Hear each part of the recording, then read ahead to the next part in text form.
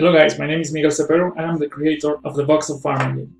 So right here you see the loading screen for this demo. This is taking about 15 seconds to generate a new world. This is starting from scratch and this is using a machine with 4 cores. Today I want to start by showing some improvements I did to the material system. I call them submaterials, and this is because they add a new layer of texturing, surface properties, etc. to the underlying material you have. So I think the results are quite nice.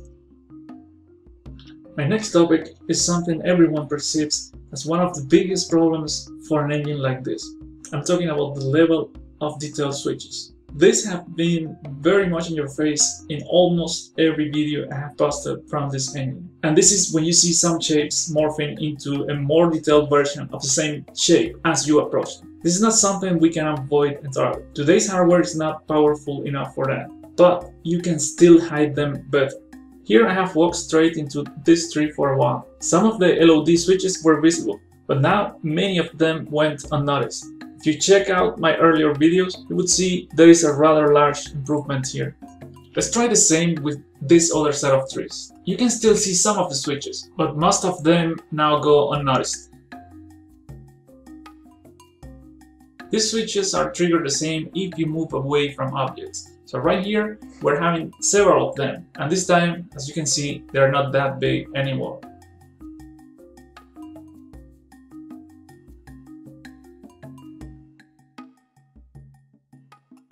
Let me switch this so it now shows the wireframe. As the camera approaches the trees again, you can see additional triangles appearing as you get closer. The silhouette of the trees, however, does not change that much. This is important because it is actually the silhouette what is given away whenever there is a change in level of detail. This version is using a new mesh simplification system. But there is something else, and this is what I want to show you next. This engine uses something called a Clipmap.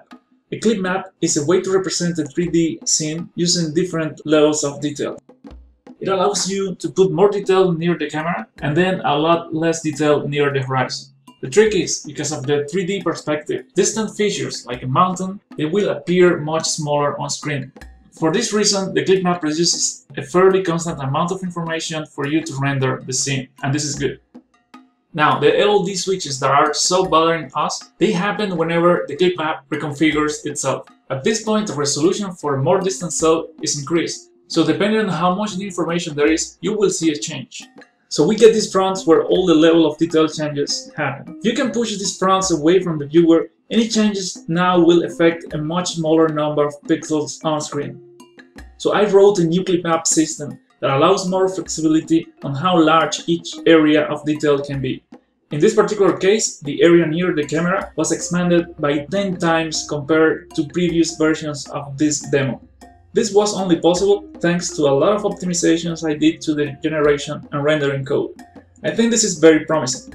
As hardware continues to improve, pretty soon we will have most of these switches happening at the sub-pixel level, which in other words means they will be really hard to see. I will leave you now with the walk over this environment. Goodbye until the next update.